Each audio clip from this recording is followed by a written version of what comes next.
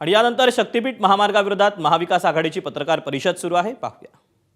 तालुक्यामध्ये 615 एकर जमीन जाते, कडेगाव तालुक्यात 882 एकर जमीन जाते, पलूस तालुक्यात 582 एकर जमीन जाते आणि वाळवा तालुक्यात 973 एकर जमीन जाते। म्हणजे सांगली जिल्ह्यातली 3052 एकर जमीन जाते आणि बाधित शेतकऱ्यांची संख्या नाही आहे माझ्याकडे सध्या, पण ती त्यापेक्षा काही हजारात असेल।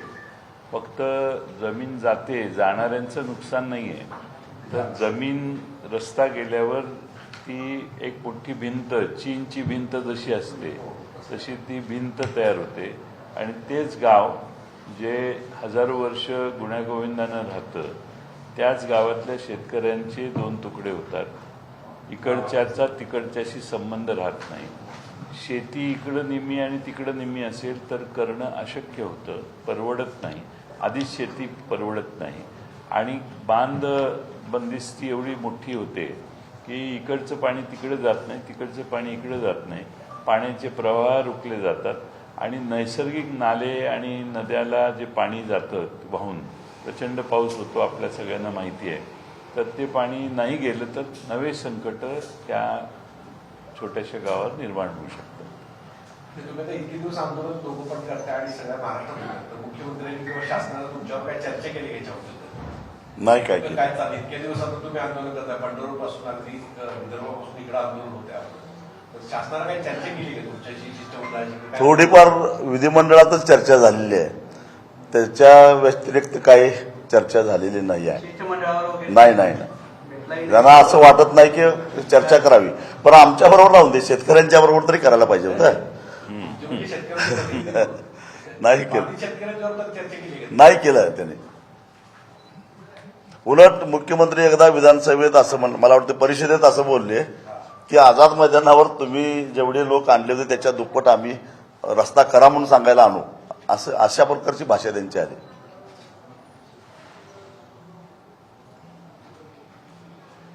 काय एवढा अट्टहास आहे? मी सांगितलं की 42-45 हजार कोटीत होणारा रस्ता 1,10,000 कोटीत करायचा, म्हणजे काय सांगायला उघड गुपित आहे कशासाठी करायला ते? हो, दुसरं काहीच नाही।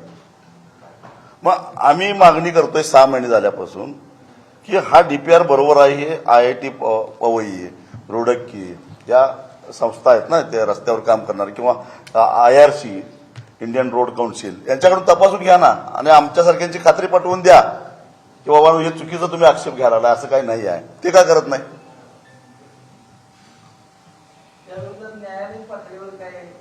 नाही, आम्ही रस्त्यावरचीच लढाई लढणार, न्याय व्यवस्थेवर माझा तरी फारसा विश्वास नाही। ग्रामसभेच्या सगळे ठराव दिलेत सांगली जिल्ह्यातले की ज्या ग्रामसभेमध्ये पूर्ण विरोध आहे आमचा शक्तीपीठला, आणि बघ जर 2013चा कायदा सांगतो की 20% पेक्षा जास्त विरोध असला तर रस्ता करायचा नाही, मग हे सरकार आम्हाला पाणी नसलं तर पाणी देते, वीज नसलं तर म्हणते वीज देते, पण शेतकऱ्याच्या जमिनी काढायसाठी हा कायदा बाजूला ठेवून हायवे ऍक्ट 1955चा घेतला त्यांनी जुना। म्हणजे याचा अर्थ आमचं म्हणणं न ऐकता आमच्यावरती जेवढं करता येईल तेवढं करता येईल, हा अन्याय आहे। आणि दुसरं त्यामधलं आमचं असं की या आम्ही सगळ्या हरकती दिलेल्या आहेत त्यांना की हे आम्हाला नको आहे, कसा तोटा आहे वेगवेगळ्या अँगलमधून, जर हरकती दिल्यावर तर आमचा तोटा असेल तर हरकती आमच्या निकालात काढायला त्यांना आधारच नाही, त्यामुळे आमचा न्यायाचा लढा आहे।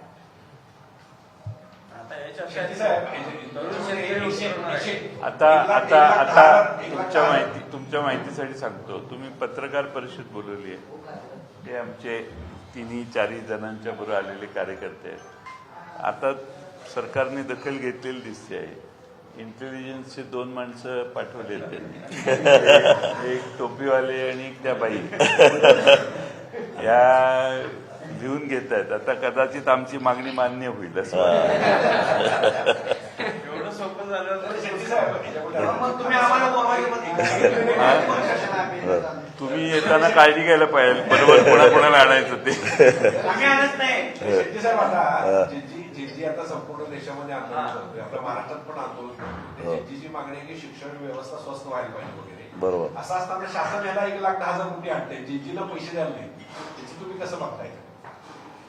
सरकार मुद्दामून आपली जबाबदारी टाळतंय. आणि एक प्रकारे आता काय झालंय, ही एक नवीन सिस्टीम डेव्हलप व्हायला लागली आहे. आता चिरीमिरी घेत बसायचं नाही, एकदमच मोठं. बघा की 1,10,000 कोटीचा बुलेट ट्रेन 2,10,000 कोटी झालं. प्रत्येक गोष्टी समृद्धीचा सुरुवातीचा डीपीआर किती होता, नंतर किती झाला बघा. आणि मग अशा पद्धतीनं बारीक सारीक गोष्टीत नाहीच राहणार. आणि मग त्यांना काय पडले हो, सर्वसामान्य लोकांच्या पोरांना शिक्षण मिळतंय का नाही मिळतंय याच्याशी त्यांना काय देणं नाही. अहो सरकारी दवाखान्यांची अवस्था बघा किती वाईट आहे. माणसं आजारी पडायला लागल्या, त्यांच्यावर उपचार होत नाहीत. ह्या ज्या मूलभूत गोष्टी आहेत त्या शासन व्यवस्था म्हणून आम्हाला मिळायला पाहिजेत सामान्य माणसाला, त्या मिळतच नाहीत. सगळंच जर का टोलवरनं जर का प्रवास करायचा असेल तर आता हळूहळू टोलची संख्या एवढी झाल्या, मग सरकार करणार काय? आता या आंदोलनाच्या निमित्तानं तुम्ही काय तरुण शेतकरी उतरवणार का त्या?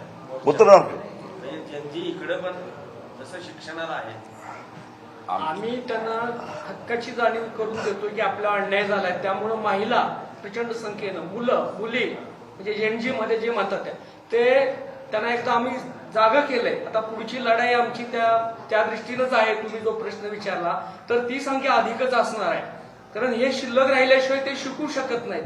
आणि शिकायचंच असेल तर ही जमीन आणि शिल्लक राहील. सगळ्यात महत्वाची गोष्ट, सगळंच त्यांच्यावर सोपून मग आम्ही काय करायचं? आमच्या काही जबाबदारी आहेत का नाही? आम्ही 16-17 वर्षाच्या पोरांच्यावर अवलंबून राहायचं आमची काय जबाबदारी आहे का नाही? शक्तीपीठाविषयी थोडा तुमच्या संबंधित प्रश्न विचारतो की सांगली जिल्ह्यामध्ये आता कर्जमाफी झालेली आहे. सांगली जिल्ह्यामध्ये 6,27,000 ऍग्रेस्टिक असलेले शेतकरी असताना फक्त 21,000 शेतकऱ्यांना कर्जमाफी झाली. म्हणजे 3% शेतकऱ्यांना सुद्धा जिल्ह्यात कर्जमाफी. तुम्ही कर्जमाफीकडे कसं पाहिजे? पहिल्यापासून मी सांगत आलेलो आहे की ही कर्जमाफी ही फसवाफसवीचीच कर्जमाफी आहे. आणि ते दाखवतात असा हा आकडा नाहीच आहे. आधी 36,000 कोटी म्हटले, काल मी ऐकलं की ते आता 40,000 कोटीपर्यंत काहीतरी झालं. मुळामध्ये त्यांनी नाव निशेवार सांगावं कुठल्या शेतकऱ्याला किती माफ धरलं आणि त्याची एकूण बेरीज किती झाली, ती यादी कधीच टाकणार नाहीत. ते उगीच आकडे फेकायचं आपलं. अहो राज्यामध्ये 30 सप्टेंबर 2025 नंतर मृत शेतकऱ्यांची संख्या आहे 50,800. म्हणजे या 50,800 शेतकरी जे त्या लिस्टमध्ये आहेत माफीच्या, परंतु ते आज हयात नाहीत. आणि त्यामुळं त्यांची केवायसी होते पण त्यांचा फार्मर आयडी निघत नाही हयात नसल्यामुळं. मग त्यांचं काय? मग अशा अनेक गुंतागुंतीच्या गोष्टी त्याच्यामध्ये आहेत. आणि हे सगळं त्या परदेशी कमिटीनं आम्ही 2-3 वेळा त्यांच्याकडे वेळ मागितली, त्यांनी वेळ दिली नाही. मग जबरदस्तीनं त्यांना 2 वेळा मी स्वतः भेटलो, हे सगळं सांगितलं त्यांना की अशा अनेक बारीक सारीक गोष्टी आहेत, तांत्रिक गोष्टी आहेत. आता मला सांगा की जवळपास 16 लाख कोटी रुपयाची कर्ज राईट ऑफ केली छोट्या उद्योजकांची, उद्योगपतींची 10 वर्षामध्ये. मग मला सांगा की जो कर्जदार 2017ला माफीस पात्र नव्हता, 2019ला माफीस पात्र नव्हता, पण तो थकबाकीदार होता आणि तो आजही थकबाकीदार आहे, ही कर्ज राईट अप करायला काय अडचण होती? संपून टाकायची ना ते. इतक्या वर्ष प्रयत्नानं जर का ती वसूल होतच नसतील तर कशासाठी ते ठेवायचं? मग तोच नियम उद्योगपतीला का लावला जात नाही?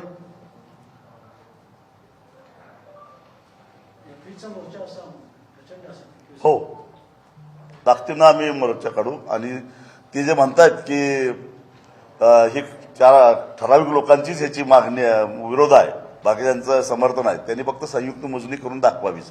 मला सांगा की रात्री 3 वाजता कुठलं नगर ते आपलं बिट्याजवळ भाग्योदय नगरला जायचं काय कारण होतं? दरोडा घालता काय? हा, मोजणी कधी रात्री होतेच ते. 4 प्रांत, 3 DYSP आणि सगळा जवळ 400 पोलिसांचा फौजफाटा. अहो त्या गावाची लोकसंख्या आहे मला वाटतं 350 का 400.